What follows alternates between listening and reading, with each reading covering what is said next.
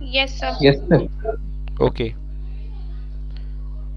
चलिए, तो मैं वेक्टर अलजेब्रा की बात कर रहा था। वेक्टर अलजेब्रा में पिछली क्लास में हम लोगों ने क्या क्या देखा है, देखिए बच्चों। वेक्टर अलजेब्रा में हमने पिछली क्लास में देखा था कि अगर किसी पॉइंट की पोजीशन को बताना हो अगर स्पेस में, then we taking the help of the concept of position vector. Okay, so Okay, sir. what is position vector? A vector that specifies the position of any point in a space is called position vector. So this is a point P having the some coordinate x y z. Okay, तो अभी तक हम लोग जो पढ़ते थे वो three dimensional coordinate system में हम किसी पॉइंट की पोजीशन को कोऑर्डिनेट से बताते रहे हैं, x coordinate, y coordinate and z coordinate. But now अब हम किसी पॉइंट की पोजीशन को in the terms of vector बताते हैं। मतलब इस पॉइंट पर पहुंचने के लिए मान लीजिए आपके घर में लगे हुए फैन की पोजीशन है, तो आपके घर में जो फैन लगा हुआ है उस तक पहुंचने के लिए आपको थोड़ा सा एक्स एक्सिस में चलना पड़ेगा, थोड़ा सा वाई एक्सिस में चलना पड़ेगा और थोड़ा सा जेड एक्सिस में चलना पड़ेगा। सो एक्स एक्सिस के अलोंग बच्चों यूनिट वेक्टर जो कहलाता है that is called i cap. Y axis के अलोंग यूनिट वेक्टर कहलाता है j cap and z axis के अलोंग कहलाता है k cap. So if you travel x unit along x axis then the resulting vector generated out will be x i cap. Suppose you reached here. After then if you moved y unit along y axis, then the vector generated is yj cap. yj cap. So in 2D आप बड़े आराम से देख पाते कि अगर आपने इस तरफ चला, this distance, this displacement is xi cap and this displacement is yj cap, then by the triangle of vector addition, vector addition जोड़ने का ट्रायंगल लॉ होता है। ट्रायंगल लॉ कहता है कि अगर दो लगातार साइड आप चल रहे हो लगातार back to back consecutive, then the resulting vector vector r is the sum of those sides, those triangle edges. So x i cap plus y j cap. Say guys yes और no? Yes, sir. Yes, sir. But now, Yes, sir. but now there is one more axis that is z axis lying above the plane, outside the plane. तो आपको z चलना है। So finally your position vector point P that is also can be given by OP। Short में लिखने का मन है बच्चों तो वेक्टर R लिख लो, that is equal to x i cap plus y j cap plus z k cap. ये कहलाता है बेटा अपना position vector. This is position vector x i cap plus y. किसका पोजीशन वेक्टर है बच्चों? पॉइंट एक्स वाई जेड का। Point x y z का पोजीशन वेक्टर जो होता है that is called x i cap plus y j cap plus z k cap. Actually क्या होता है यार कि वेक्टर में point p x y z को रैंडम पॉइंट माना जाता है, मतलब जो कभी रुकता नहीं है, जो पूरे स्पेस में घूमता रहता है। तो रैंडम पॉइंट के पोजीशन वेक्टर को वेक्टर आर बोलते हैं, जो घूमता रहे, कभी यहाँ पाया जाए, कभी यहाँ पाया जाए, कभी यहाँ मिले, कभी यहाँ मिले, कभी यहाँ मिले, कभी यहाँ मिले, तो that is called vector R. अभी आगे हम चैप्टर में सीखेंगे vector R equal to x i cap plus y j cap plus z k cap. This is position vector of the random point vector. ये रैंडम पॉइंट जिसे maths में आप बोलते रहे ना, 2D में मैं आपको कोई क्वेश्चन कराता रहूँ तो आप क्या बोलते रहो? Let the any point is x comma y. So 3D में क्या बोलते रहो? Let any point p be x comma y comma Z.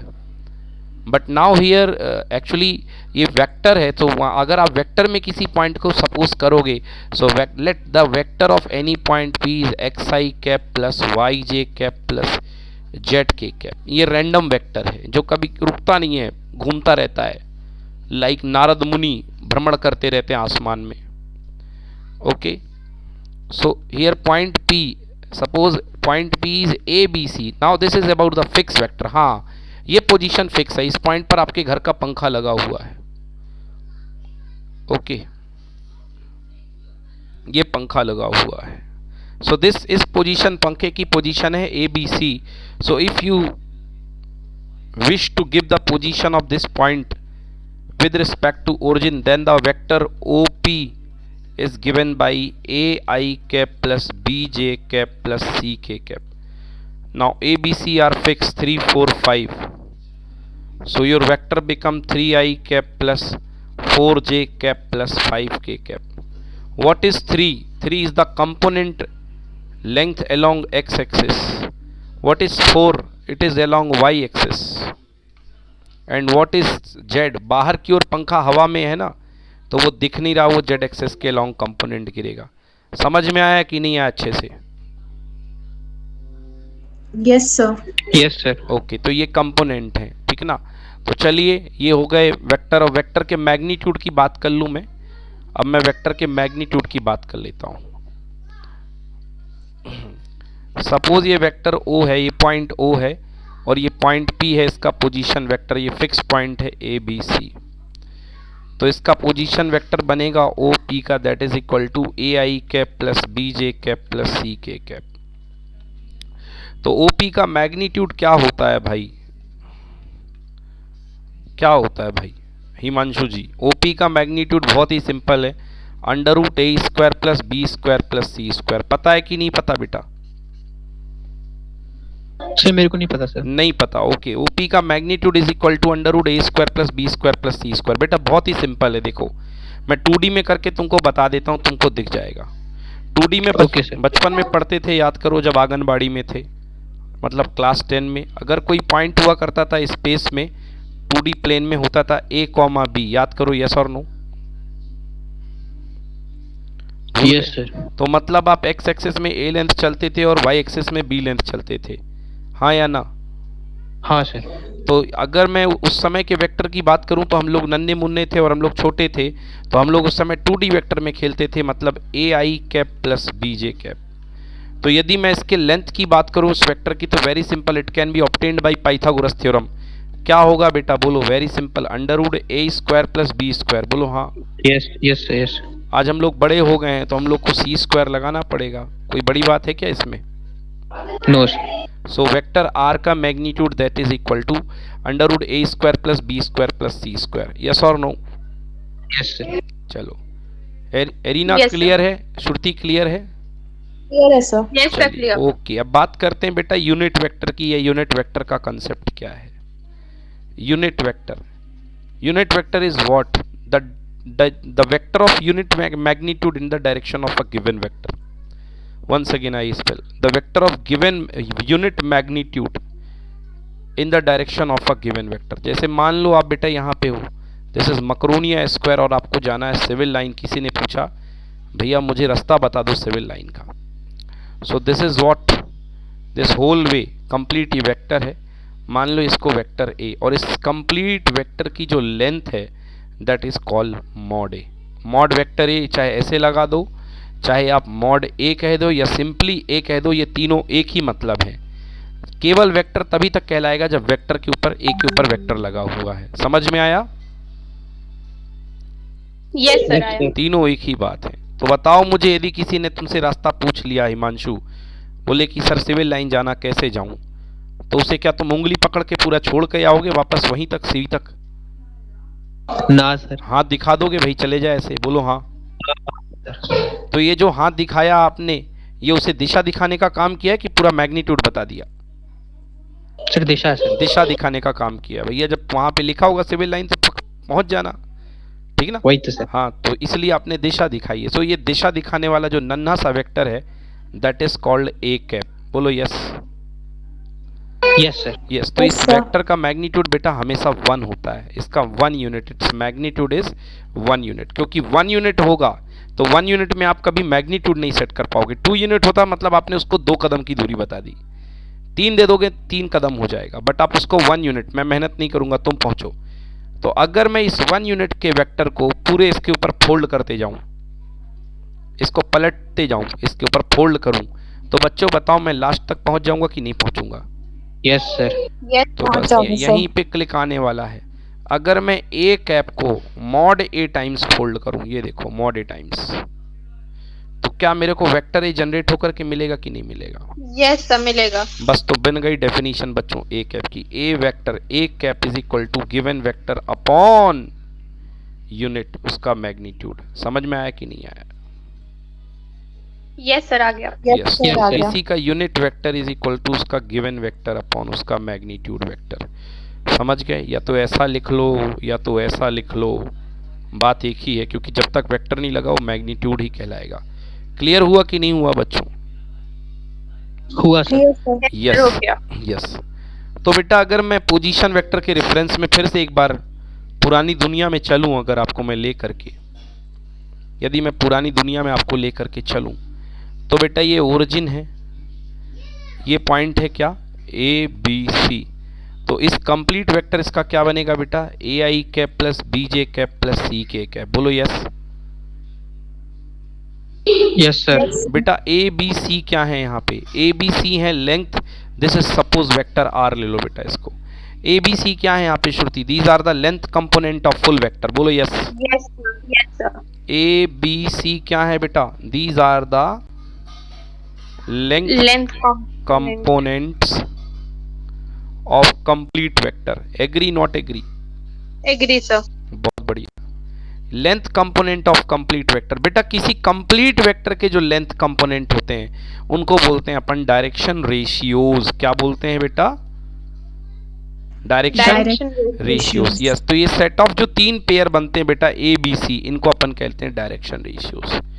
A b c मतलब जो लेंथ वेक्टर के जो कंपोनेंट होते हैं, कंप्लीट वेक्टर के जो लेंथ कंपोनेंट होते हैं, ए एक्स एक्सिस के लॉन्ग कंपोनेंट होता है, बी वाई एक्सिस के लॉन्ग, सी जेड एक्सिस के लॉन्ग। बोलो समझ में आया कि नहीं आया? Yes, sir. आ गया। एग्जाम्पल के लिए मैं बोल दूं कोई वेक्टर आपके पास है 3i cap plus 4j cap plus 5k cap, मतलब इस वेक्टर के लेंथ कंपोनेंट एक्स एक्सिस के लॉन्ग इसका प्रोजेक्शन कितना है, 3 का है। वाई एक्सिस के लॉन्ग इसका प्रोजेक्शन कितना है, 4 का है। और जेड एक्सिस के लॉन्ग इसका प्रोजेक्शन कितना है, 5 का है। तो बेटा यहाँ पे a equal to 3, b equal to 4, c equal to 5। बेटा ये लेंथ वेक्टर के जो कंपोनेंट है ये कहलाते हैं डायरेक्शन रेशियोज। समझ में आया कि नहीं आया? Yes, sir. आ गया। आ गया समझ में ना? आ गया समझ? Yes, sir. यस, मतलब Yes, sir. यदि आप इसको पूरा मिला दो, यदि यहाँ तक, तो ये जो ये लेंथ जो एक्स एक्सिस के अलोंग प्रोजेक्शन मिला, ये कितना रहेगा बेटा, ए रहेगा। समझ रहे हो ना? अभी तो कराया था 3 था तो 3i कैप, भाई ए कदम का ही तो बनेगा ए आई कैप, हाँ या ना? हाँ सर। ये क्या होगा बेटा, बी होगा ये, क्योंकि अगर ये वाई एक्सिस है तो ये पूरी की पूरी लेंथ क्या होगी बेटा, बोलो बी। समझ गए ना? हाँ, तो मतलब इस वेक्टर का ये वाई कंपोनेंट है। समझ गए ना? Yes, sir. समझ Yes, गया। sir. यस, तो अब ये बेटा ये क्या कहला गया, सपोज इसका नाम ए ले लो थोड़ी देर के लिए, a vector, this is complete vector मान लो इसको, चलो आर ही रहने दो, कोई फर्क नहीं पड़ता, आर वेक्टर। ओके, अब देखिए बेटा ये कंप्लीट वेक्टर था मकरोनिया से लेके सिविल लाइन तक का, बट मैं इंटरेस्टेड हूँ इसका यूनिट वेक्टर निकालने के लिए। ये देखिए मैंने इसका यूनिट वेक्टर निकाला, सपोज इसका यूनिट वेक्टर बेटा यहाँ तक सेट हो गया, that is called a cap, r cap, r cap क्या बनेगा बच्चों, आर कैप बनेगा कि नहीं बनेगा, बोलो। Yes, sir. Yes, sir. ये देखो ये कंप्लीट वेक्टर था बेटा जिसका नाम था ए बी सी, कोऑर्डिनेट का वेक्टर गया था, इस वेक्टर को आपने मेरे से नाम दिला दिया वेक्टर आर। अब मैं इंटरेस्टेड हूँ बेटा इसका यूनिट वेक्टर निकालने के लिए, तो बेटा ये आर कैप यहाँ पे आएगा कि नहीं आएगा, बोलो। Yes, sir. आएगा। Yes, sir. तो एरिना आर कैप क्या बनेगा बेटा, vector are upon mod R. Say yes और नो?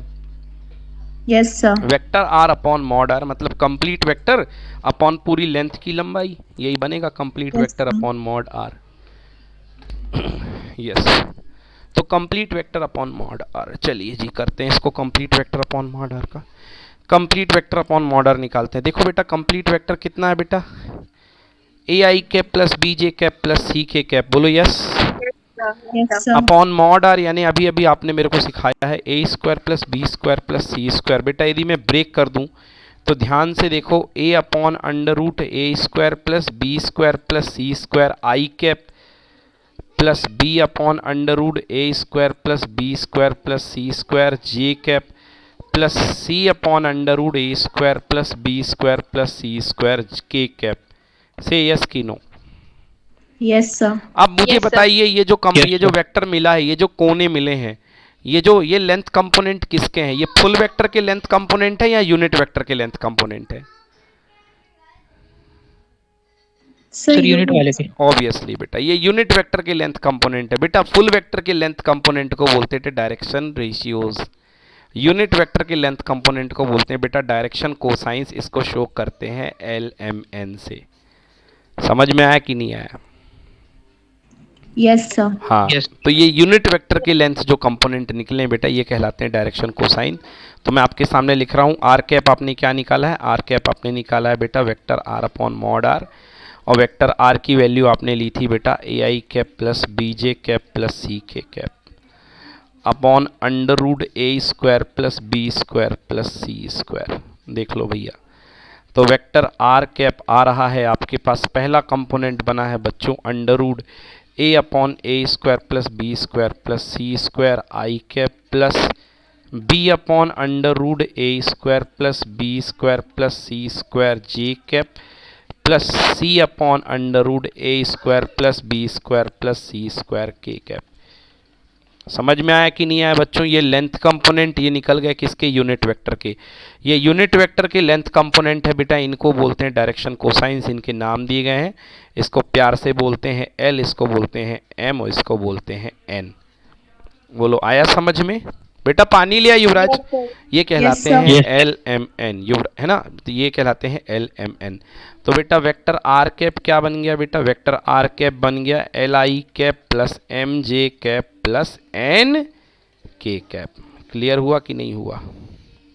सर एक बार ठीक है, पिछली सर। स्लाइड से एक और बार बता दीजिए। हाँ फिर से बता देता हूँ। देखिए बेटा यहाँ तक का कंप्लीट वेक्टर बना था वेक्टर आर, और ये जो छोटा सा वेक्टर बना है बेटा यूनिट वेक्टर, वो बनेगा आर की डायरेक्शन का unit vector r cap.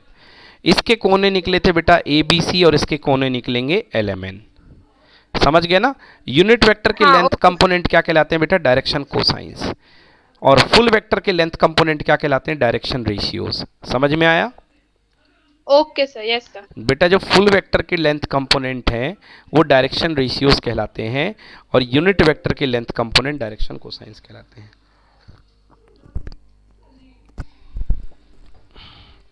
Once again देखिए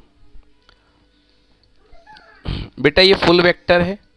अगर इस फुल वेक्टर को ओरिजिन के रिस्पेक्ट में देखो तो बेटा इसके length component a b c, अगर फुल लेंथ कंसीडर कर रहे हो बेटा तो ए बी सी क्या कहलाएंगे बेटा, डायरेक्शन रेशियोज। बोलो यस। Yes sir. Yes, हाँ sir. इसका मान लो Yes, sir. वेक्टर नाम है इसका वेक्टर है। अगर इसका यूनिट वेक्टर लोगे तो बेटा यहीं पर आके यूनिट वेक्टर खत्म हो जाएगा। बोलो हाँ। Yes, हाँ sir. सर। तो हाँ, इसके sir. जो कंपोनेंट बनेंगे बेटा वो कहलाएंगे direction cosines l m N.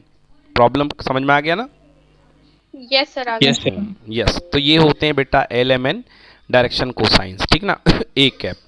तो चलिए देखिए हमने क्या पढ़ा बेटा, ए कैप हमने निकाल लिया, हमने निकाल लिया कि a cap is equals to l i cap plus m j cap plus n k cap. बोलो यस। Yes, sir. अभी अभी निकाला ना एक l i cap plus m j cap plus n k cap. A के कोने क्या होते हैं, एल एम एन तो होते हैं। Yes, sir. Yes, तो sir. Yes, ए sir. कैप बराबर l i cap plus m j cap plus n k cap बनेगा कि नहीं बनेगा? बनेगा बनेगा, सर। Yes, हाँ, sir. और mod a cap unit vector का मैग्नीट्यूड कितना होता है, 1। बोलो हाँ। 1, यस सर। हाँ हाँ, Yes. sir. मतलब l i cap plus m j cap plus n k cap equal to कितना होगा, 1। 1, मतलब under root Yes, sir. L square plus M square plus N square equal to कितना होगा, 1। Yes sir. Magnitude ले लिया हिमांशु, तो square कर दो तो l square plus M square plus N square equal to कितना हो गया, 1। समझ में आ गया? 1. ये बहुत इंपॉर्टेंट रिजल्ट है बेटा, VIMP रिजल्ट, समझ गए ना? तो डायरेक्शन कोसाइंस के स्क्वायर का सम कितना होता है, 1। क्लियर हुआ कि नहीं हुआ? Yes sir, Yes, clear. sir. हाँ डायरेक्शन कोसाइंस के स्क्वायर का सम 1 होता है, क्योंकि डायरेक्शन कोसाइंस किसको जनरेट करती है बेटा, यूनिट वेक्टर को। बोलो यस और no. Yes, sir. Yes sir. चलो चलिए देखिए जरा एक बार फिर से, ये अपने पास था फुल वेक्टर ए बी सी और इसका हमने यूनिट वेक्टर निकाल लिया था। सपोज ये वेक्टर आर कैप निकाल लिया था और ये कंप्लीट वेक्टर था आर।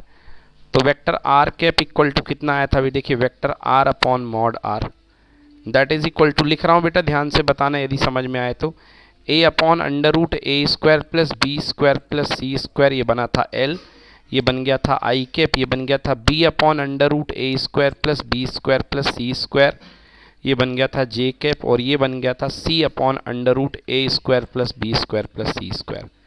बोलो हाँ, के कैप। हाँ सर। Yes, हाँ, sir. sir. हाँ बेटा इसको मैंने नाम दिया था एल, इसको नाम दिया था एम, इसको नाम दिया था एन। जरा जोड़ करके देखो बेटा, l square plus M square plus N square, मन में जोड़ करके देखो कितना आ रहा है। सर हाँ सर ये a by under root A square plus B square, sir ये वाला यूनिट वेक्टर है। यूनिट वेक्टर की लेंथ कंपोनेंट है बेटा, ये LMN है। Okay sir. ये यूनिट वेक्टर का x लेंथ कंपोनेंट, ये यूनिट वेक्टर का y लेंथ कंपोनेंट, ये यूनिट वेक्टर का z लेंथ कंपोनेंट। मैं श्रुति बोल रहा हूँ, तीनों का स्क्वायर करके जोड़ो, कितना आ रहा जल्दी बताओ। सर 1। वेरी गुड, बिल्कुल सही। हाँ सर 1 है। सबको दिख गया नहीं दिख गया? यस सर दिख गया। हिमांशु जी दिखा? दिख गया सर, दिख गया। एलसीएम सेम आएगा, ए स्क्वायर बी स्क्वायर सी स्क्वायर, ऊपर भी ए स्क्वायर बी स्क्वायर सी स्क्वायर। हाँ समझ सर, गए आ ना? गया तो मेरे। पिछले बार भी मैंने थोड़ा दूसरे तरीके से बता दिया, इस बार मैंने ऐसे बता दिया। समझ में आ गया? यस सर, आ गया। हाँ, तो Yes, ये sir. थे डायरेक्शन रेशियोज, और डायरेक्शन रेशियोज से डायरेक्शन कोसाइंस आ गया। क्लियर हुआ कि नहीं हुआ? क्लियर हुआ सर। सर। Yes sir. चलो फिर से एक बार और। एरिना ये कंप्लीट वेक्टर है, वेक्टर आर। एरिना ये कोने बोलो क्या होते हैं? ये कोने, ABC और ये वाले कोने क्या होते हैं? R, अच्छा LMN। Yes LMN। सर। ये वेक्टर क्या होता है बेटा? आर क्या? बोलो यस। Yes sir. एरिना यदि ये कंप्लीट वेक्टर है तो यहाँ तक की वेक्टर की लेंथ क्या होगी पूरी?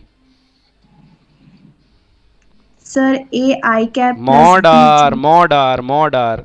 अगर वेक्टर आर है, कंप्लीट वेक्टर लेंथ क्या होगी? मॉड आर होगी। A स्क्वायर प्लस हाँ, B हाँ। स्क्वायर प्लस C उसी को तो मॉड आर बोलेंगे, मतलब under root Yes. Mod r equal to under root A square plus B square plus C square. बोलो यस और नो। Yes sir. क्लियर हो गया ना? Clear sir.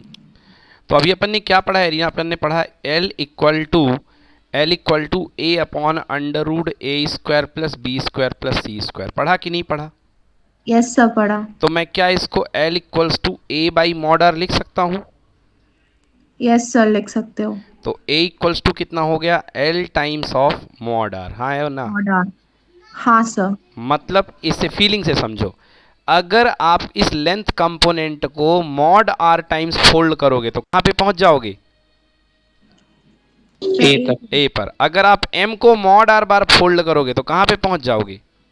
बी B पर। तक। अरे ये तो यूनिट कंपोनेंट है ना यार। सिविल लाइन को बताने के लिए तुमने जो एक हाथ दिया था, वो हाथ पे हाथ, हाथ पे हाथ, हाथ पे हाथ करते जाओगे तो सिविल लाइन ही तो पहुंच जाएगा तुम्हारा हाथ, है ना? यस हाँ सर। सर। Yes sir. तो B बराबर कितना होगा बोलो? B इक्वल्स टू कितना होगा? M times of times of R mod. R mod. Yes बिल्कुल सही। और C इक्वल टू क्या होगा? N times of R of mod. Model. Modulus r. समझ में आया कि नहीं हुआ? Yes sir. Yes sir. चलिए, तो ये बेटा ये कंसेप्ट है ना? अभी बिल्कुल अच्छे से बनने लगेंगे आपसे। ये हो गया बेटा डायरेक्शन कोसाइंस और डायरेक्शन रेशियोज की बात पूरी। अब इनका सवाल उठता है बेटा, इनको अपन डायरेक्शन कोसाइंस क्यों बोलते हैं? अभी अपन ने देखा कि अपन ने इनका नाम LMN दिया। अब इनको अपन डायरेक्शन कोसाइंस क्यों बोलते हैं सर? उसका नाम तो डायरेक्शन रेशियोज था, इसको अपन डायरेक्शन कोसाइंस क्यों बोलते हो सर जी? क्योंकि कोसाइन तो वहाँ होता है जहाँ पे कॉस आता है। तो चलो आओ देखो बच्चों। बेटा यदि ये पॉइंट ABC है, अगर ये पॉइंट ABC है तो यदि प्रोजेक्शन गिराया जाए तो ये क्या होता है? बोलो बच्चों ये सोनू। ए होता है कि नहीं होता? यस सर होता है। ओके, चलिए अब जरा जुगाड़ लगाइए। अगर ये A है, ये ओरिजिन से मिला हुआ है, तो ये A square plus B square plus C square होगा कि नहीं होगा? यस सर होगा होगा। सर। तो अभी जो आपने L बनाया था वो A upon under root A square plus B square plus C square. अगर ये बेस है और ये हाइपोटेनस है तो बेस अपॉन हाइपोटेनस क्या बनता है बच्चों? Cos Cos। Theta. Yes sir. मतलब यदि ये एंगल अल्फा है तो ये जो एंगल, ये जो टर्म दे रहा है, ये इस अल्फा का कोसाइन ही तो दे रहा है कि नहीं दे रहा है? बताओ। Yes sir. यस सर दे रहा। समझ गए ना? इसलिए इसका नाम पड़ा है बेटा डायरेक्शन कोसाइन। क्या नाम पड़ा है?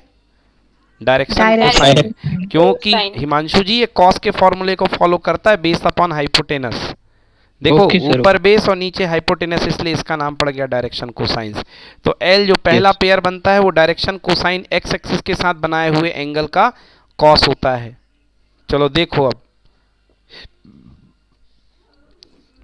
ये कोई लाइन है रैंडम जिसका नाम मैं दे रहा था OP। अब आपको एंगल दिखाने पड़ेंगे। ये एक्स एक्सिस के साथ बनाती है एंगल अल्फा, वाई एक्सिस के साथ बनाती है एंगल बीटा, और जेड एक्सिस जो हवा में होता है बेटा उसके साथ एंगल बनाती है गामा। तो जो पहला आपने प्रूफ किया एल इक्वल टू क्या प्रूफ किया बेटा, कॉस अल्फा, बोलो yes. Yes sir. Yes, sir. M equal to क्या होगा बेटा, Cos cos beta. Cos beta. और एन इक्वल टू क्या होगा बेटा, cos gamma. gamma. Cos gamma. समझ में आया Himanshu, l equal to cos alpha, m equal to cos beta, n equal to cos gamma. Clear है, सर नहीं क्लियर? है सर है। ओके, आइडेंटिटी अभी अभी पढ़ी हम लोगों ने बच्चों, l square plus M square plus N square equal to कितना, 1। Yes one. Sir. Yes Yes, sir. हाँ, sir. तो एल की जगह कॉस के टाइम में सजा दो बच्चों, तो cos square alpha plus cos square beta plus cos square gamma equal to 1। 1। 1. Yes, तो ये आइडेंटिटी बन गई, cos square alpha plus cos square beta plus cos square gamma equal to 1। चलिए, तो ये तो हो गई भैया वेक्टर की बातें। वेक्टर की सारी बातें हो गई। अब चलिए ये भैया, ये मैंने क्या बता दिया आपको, देखो देखो जो बताता जा रहा हूँ उस पर टिक करवाता जाऊँ। चलिए देखिए, यूनिट वेक्टर है ये, लेंथ मैंने बता दी सबको, कोई प्रॉब्लम वाली बात ही नहीं है, लेंथ सबको बनने लग गई है कि कितनी लेंथ होती है। चलिए देन इसके बाद देखिए, डायरेक्शन कोसाइंस मैंने आपको बता दी। डायरेक्शन कोसाइंस क्या होती हैं बेटा, डायरेक्शन कोसाइंस दो तरीक़ों से मैंने बता दी है। सीधी बात है, कोई वेक्टर जो है एक्स एक्सिस वाई एक्सिस के साथ एंगल बनाता है अल्फा बीटा गामा, बनाता है ना। इन Yes, sir. इन Yes, sir. इन एंगल्स को बोलते हैं हम डायरेक्शन एंगल्स। क्या बोलते हैं इन एंगल्स को, डायरेक्शन डायरेक्शन Direction एंगल्स। इन angles. एंगल्स को हम बोला करते हैं डायरेक्शन एंगल्स। ये जो डायरेक्शन एंगल के जो कॉस होते हैं इनको हम बोलते हैं डायरेक्शन कोसाइंस। तो what are direction cosines, these are the cos of direction angles. तो cos of alpha, cos of beta, cos of gamma, these are called direction cosines, namely represented by L, M and N. Moreover, we have also calculated that L equal to A upon under root A square plus B square plus C square may be written as A by mod R, and M equal to B upon under root A square plus B square plus C square, that is equal to B by mod R, and N equal to C upon under root A square plus B square plus C square, that is equal to C by mod R. बोलो clear है जी? Yes sir. Yes. Yes sir. तो ये जो है हमारे बन गए आपके डायरेक्शन कोसाइंस कंप्लीट यहाँ पे। चलिए वापस आते हैं अपने टॉपिक पे। यस, डायरेक्शन कोसाइंस हो गए। Okay, cos beta equals to cos alpha equal to, yes, for identity बना दी, L square plus M square plus N square equal to 1, क्योंकि ये लेंथ यूनिट वेक्टर के लेंथ कंपोनेंट होते हैं। तो एक्चुअली इनका मैग्नीट्यूड ही 1 है, तो इनको इनका स्क्वायर होके कंपोनेंट का स्क्वायर होके 1 देना जरूरी था। बट याद रखिएगा, A square plus B square plus C square equal to 1 नहीं होगा। समझ में आया, क्योंकि ये किसी भी रैंडम लेंथ के हो सकते हैं। बोलो यस और no. Yes sir. Yes sir. Yes. हाँ, तो इसलिए A square plus Yes. B square plus C square 1 होने की गारंटी नहीं है। डन, हिमांशु जी समझ में आ रहा है? यूनिट आ रहा है sir. Zero vector, what is zero vector? Less, ये देखिए कोई वेक्टर है, अब इस वेक्टर को छोटा करते जाओ, और छोटा और छोटा और छोटा, एक समय आएगा कि इसकी ज़िंदगी शुरू होते ही ख़त्म हो जाएगी। पहले इनिशियल पॉइंट अलग था, फाइनल पॉइंट अलग था, ए था और बी था, बट इतना छोटा हो गया कि इनिशियल भी वही है, फाइनल भी वही है। ओके, मतलब वेक्टर शुरू हुआ और ख़त्म भी हो गया वहीं पर। सो this is called A vector. तो ऐसे वेक्टर जिसका मैग्नीट्यूड ज़ीरो होता है उसको हम क्या बोलते हैं? Zero vector. समझ में आया कि नहीं आया? Yes sir. It is also Yes, called sir. null vector. Is it also called null vector? कोई इनिशियल वेक्टर, यूनिट वेक्टर तो मैंने बहुत अच्छे से बता दिया आपको। कोई इनिशियल वेक्टर जो एक ही पॉइंट से स्टार्ट होते हैं, दीज आर कॉल्ड को इनिशियल वेक्टर। समझ में आया? कोलीनियर वेक्टर, ऐसे वेक्टर जिनकी सेम लाइन ऑफ एक्शन होती है उनको बोलते हैं कोलीनियर वेक्टर। जैसे कि मान लो कोलीनियर वेक्टर क्या होंगे, बेस्ट एग्जांपल बताता हूँ आपको मैं। कोलीनियर वेक्टर क्या होंगे, इसका एग्जांपल समझिए।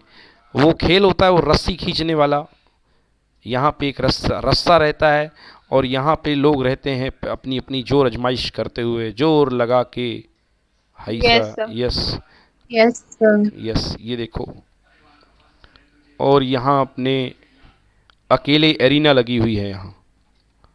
Yes, Okay, sir. Okay.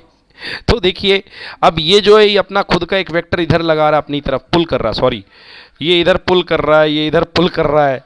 Arena ने बोला जा जी ले अपनी जिंदगी, गिर जा साले सबके सब, है ना। तो Yes, देखिए sir. देखिए ये सारे जो वेक्टर है ये एक ही लाइन ऑफ एक्शन पे लग रहे हैं, बोलो हाँ या ना। Yes, हाँ sir. ये sir. F1 है, ये F2 है, ये F3 है, ये फोर्स इसका इधर है, फोर्स इसका इधर है, सारे एक ही लाइन ऑफ एक्शन पे लग रहे हैं, मतलब इनकी लाइन ऑफ एक्शन सेम है जिस पर काम कर रहे हैं। तो ऐसे वेक्टर जो एक ही लाइन ऑफ एक्शन पे, देखो अगर एरिना इस तरफ आप खींच रही हो तो आपकी डायरेक्शन भले अपोजिट है मगर आपकी लाइन ऑफ एक्शन सेम है। तो कोलिनियर Same है. होने का Yes, sir. मतलब ये नहीं कि आप एक ही डायरेक्शन में अप्लाई करो, कोलिनियर होने में आप सीधे भी लगा सकते हो और अपोजिट भी लगा सकते हो। समझ में आया? तो ऐसे वेक्टर जिनकी line Yes, of sir. Action same होती है उनको अपन बोलते हैं क्या? Collinear collinear vector. वेक्टर।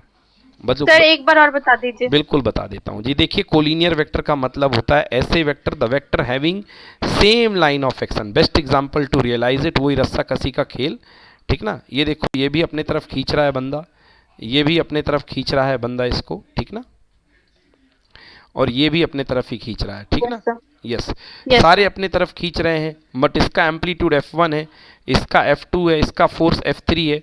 तो F1 भी किधर लग रहा है? इधर ही लग रहा है। F2 भी किधर लग रहा है? इधर ही लग रहा है। F3 किधर लग रहा है? इधर लग रहा है। और यहाँ से पकड़ Yes, के sir. कोई खींच रहा है इधर की तरफ, देखो, है ना, अपनी तरफ, आजा आजा, Yes, sir. Yes no.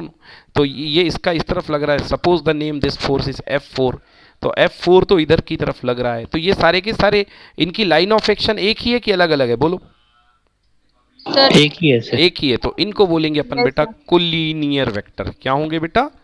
Collinear Collinear vector. vector. Yes. तो तो बेटा मतलब सर F4 अलग नहीं है सर, वो भी सर सेम ही लाइन में है ना? सेम ही लाइन में, F4 भी सेम ही लाइन में, तो 10 लोग लग जाएंगे तो same he line of action है। समझ गए? Okay sir. ओके, समझ में आया? Yes sir. हाँ, तो ये कोलिनियर कहलाते हैं। तो कोलिनियर वेक्टर की सबसे बड़ी पहचान है बेटा, अगर दो वेक्टर, वेक्टर ए और वेक्टर बी कोलिनियर होंगे तो सबसे पहली बात है वो एक ही सेम लाइन ऑफ एक्शन में होंगे। और दो वेक्टर कोलिनियर होंगे तो नंबर 1 वो पैरेलल होंगे। क्या होंगे बेटा? पैरेलल होंगे। हाँ। Parallel. तो दो वेक्टर कोलिनियर अगर होंगे तो वो यकीनन पैरेलल होंगे। पैरेलल का मतलब एक दूसरे की direction same line of action में होंगे। पैरेलल का मतलब ये नहीं कि समझ लेना कि एक ही तरफ काम करेंगे। पैरेलल बोल सकते हो, एंटी पैरेलल भी बोल सकते हो, वो ऐसे भी हो सकते हैं। एक्चुअली पैरेलल वर्ड कहता हूँ तो मन में सेंस ये जाता है कि सर पैरेलल का मतलब तो यही होता है वेक्टर की फॉर्म में, बट वो पैरेलल भी हो सकते हैं और एंटी पैरेलल भी हो सकते हैं। दोनों की लाइन ऑफ एक्शन सेम होगी। समझ में आया ना? हाँ सर। Yes, sir. पैरेलल होने का इन द सेंस मतलब ये लो कि वो इंटरसेक्ट नहीं करेंगे, वो एक ही लाइन में होंगे। इंटरसेक्ट नहीं करेंगे कि एक ऐसा आया एक ऐसा आ गया, नो नो नो, ये कोलिनियर नहीं है। समझ गए ना? Yes sir. हाँ, है ना। तो चलिए ये हो गए अपने कोलिनियर वेक्टर।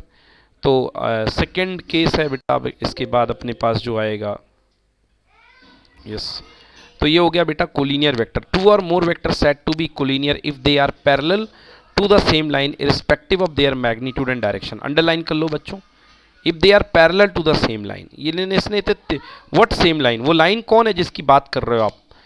वो that is line of action. छुपा लिया इन लोगों ने वहां पे इस बात को। That is line of action, that is line of action. उस सेम लाइन का नाम है लाइन ऑफ एक्शन। समझ में आया? Yes sir. Sir. That is line of action. Okay, next is what? Equal vector. Equal vector क्या होता है? ओके, इक्वल वेक्टर देखते हैं। Equal vector, equal vector very simple concept है भाई। दो वेक्टर इक्वल कब होंगे? दो वेक्टर इक्वल तब होंगे दोनों के मैग्नीट्यूड इक्वल हो एंड डायरेक्शन भी इक्वल हो। तो दोनों के magnitude, yes, A B and C D, they are said to be equal. Vector A B equal to vector C D when they are said to be equal, when magnitude of AB is equal to magnitude of CD।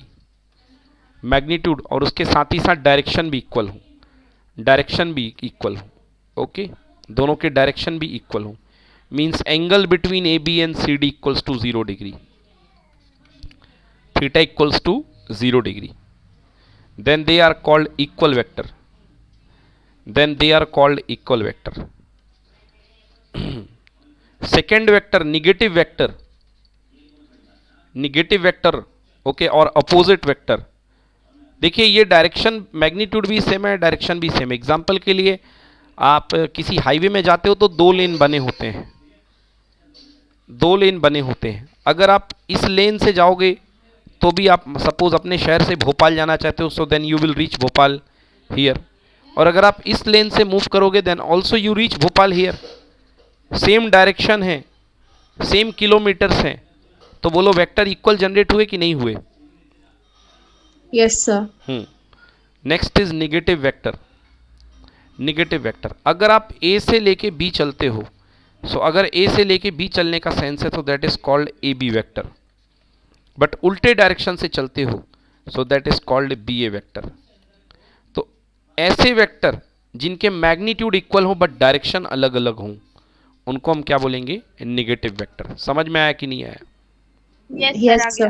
तो Yes, sir. आप ये कहोगे A B vector का magnitude तो B A vector के magnitude के equal है, क्योंकि जितना यहाँ से ए में बी में चला उतना बी से ए में चला है, बट डायरेक्शन वाइज क्या ए बी और बी ए इक्वल है? No, no sir, not equal. Not equal, बल्कि एक दूसरे के क्या है? अपोजिट है, तो निगेटिव वेक्टर कहलाएगा। यस, तो यहाँ पे क्या आएगा बेटा?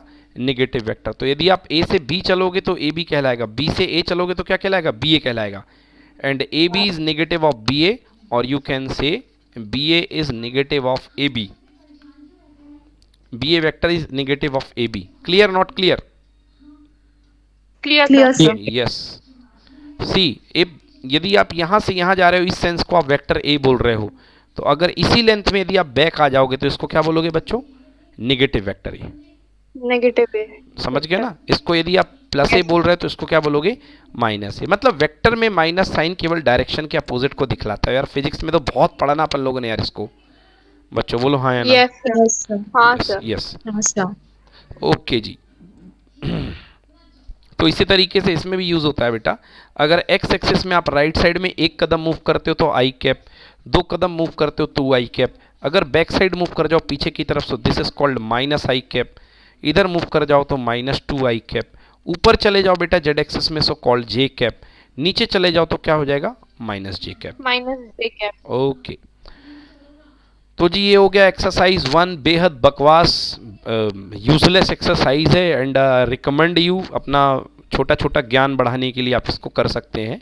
इसमें से बहुत ही कम क्वेश्चंस या ना के बराबर क्वेश्चंस पूछे जाएंगे। कह रहा represent graphically A displacement of 40 kilometre 30 degree east of north. North से ईस्ट की तरफ लियो भैया, ये नॉर्थ बना लिया है ना, ईस्ट ऑफ नॉर्थ। नॉर्थ का ईस्ट किधर जाएगा? इधर जाएगा, और क्या? कितने डिग्री? 30 डिग्री। तो नॉर्थ से 30 डिग्री पे ये लो, ये 30 डिग्री बना दिया। कितने किलोमीटर? 40 किलोमीटर। ये लो वेक्टर बना दो, इसके ऊपर 40 किलोमीटर लिख दो। कर लोगे ये ड्राइंग? बताओ मुझे। सही एक्सरसाइज होमवर्क दी थी आपने? यस कर दी लिया? थी, Yes, sir. कर हो गई थी। कर ली होगी। Okay okay okay. Next addition of vectors मैंने पढ़ा दिया आज बातों बातों में। एडिशन ऑफ वेक्टर्स ये कहलाता है कि अगर कोई दो वेक्टर ट्रायंगल की लगातार साइड्स को एक्सप्रेस कर रहे हैं, then third vector B the resultant of those two. okay, look here AB and BC representing the two back to back sides of the triangle, then AC will represent the sum of AB and BC, so you can write AC equal to AB plus BC. say yes or no? Yes Yes, sir. yes.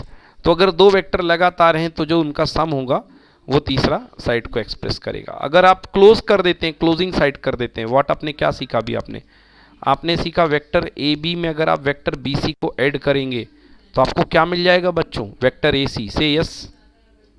Yes sir. Yes sir. Yes. But अब इस condition पे विचार कीजिए, A B plus B C plus C A, तो A B plus B C की जगह तो आप ए सी रख सकते हैं। बोलो यस और नो? Yes sir. और Yes, sir. सी ए की जगह सी ए रहने दो। ए सी प्लस सी ए सी मतलब ए से लेके सी की तरफ, और सी से लेके ए की तरफ, दोनों को ऐड करोगे, बोलो आंसर क्या आएगा? Zero vector. क्या आएगा बेटा? जीरो। Zero vector. समझ गए ना? मतलब अगर आप क्लोजिंग ऑर्डर में किसी भी पॉलीगन में क्लोजिंग ऑर्डर में सम बना रहे हो, जैसे ये बनाया ए से लेके बी, बी से लेके सी, और सी से लेके फिर ए कर दिया आपने, तो यदि आपने क्लोजिंग ऑर्डर में सम बना लिया है ए B plus B C plus C A, your answer will be zero vector. Yes sir. Okay, done? Done sir. Yes, sir. Okay, so now next is vector law addition is commutative, a plus b equal to b plus a। मेरे साथ book खोल लीजिए और tick लगाते जाइएगा। Vector addition is commutative, vector A plus B vector B plus A, चाहे A में B add करो या बी में ए ऐड करो। Okay, second another law is addition is parallelogram law.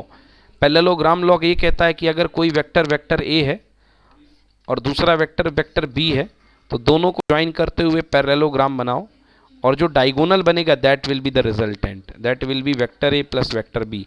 बच्चों उतना यूज़ नहीं होगा, मैथ्स वालों को फिजिक्स वालों को यूज़ होता है, तो इस पर ज़्यादा ध्यान मत दो, मैं इसको ज़्यादा एलेबोरेट नहीं कर रहा हूँ। फिजिक्स वाले बच्चों को पता है क्या होता है, पता है ना बच्चों, खूब पढ़ा है ना 11th क्लास में। This is vector Yes, A, sir. This is vector B, then the diagonal passing through the cross of A and B is called A plus B. बोलो yes. Yes, sir. Yes, sir. Yes, second law पे डालिए, vector addition is associative, चिपकू नियम। A plus B जोड़ के सी add कर दो या ए में बी प्लस सी ऐड कर दो, बात बराबर है। Done, okay done, any problem? Done, sir. Yes, sir. Yes, okay. A plus B plus C, इस तरीके से आप इसको लिख सकते हो, ब्रैकेट को यूज कर सकते हो। Yes, additive identity for vector addition is zero vector. Vector में क्या जोड़ा जाए कि वही वेक्टर आ जाए, जीरो मत बोल देना, क्या बोलोगे? Zero vector. नोट करो, vector A plus zero equal to zero plus A equal to vector A, बच्चों वाली बात। Vector A plus zero vector equal to zero vector. Done, Done, sir. Okay. Done, sir. Next, multiplication of vector addition, multiplication of vector by scalar. Next topic, multiplication of a vector by scalar. Very simple, अगर आपके पास कोई vector है vector A और आपने कहा मैं इसमें to vector ए करना चाहता हूँ, टू वेक्टर ए मतलब वेक्टर ए का टू टाइम्स, तो बेटा ये जस्ट डबल बन जाएगा वेक्टर। मतलब वेक्टर के साथ किसी स्केलर को मल्टीप्लाई करने से क्या चेंज होता है श्रुति, मैग्नीट्यूड या direction? The magnitude. Yes, only magnitude. समझ में आया? सो यदि आपके पास Yes, कोई sir. वेक्टर ए है, अगर आप उसमें m का मल्टीप्लाई करते हैं तो your new vector becomes m vector a and the magnitude of vector m a equal to m times of magnitude of vector a। मतलब जो नया वेक्टर आएगा उसका मैग्नीट्यूड पुराने वेक्टर का कितने गुना हो जाएगा? m गुना। से यस और no? Good. Yes, Yes, sir. अब देखो एक चमत्कार, ये वेक्टर a है, अगर आपने टू वेक्टर a बनाया बेटा, so this will be two times of vector a। But यदि आपने माइनस टू वेक्टर a बनाया तो बेटा इसकी सेंस अपोजिट हो जाएगी, क्योंकि ये दिख रहा है माइनस टू है but actually what is this, this is two times of negative a। Feeling हुआ? Yes, sir. Yes, sir. Yes, sir. हाँ, मतलब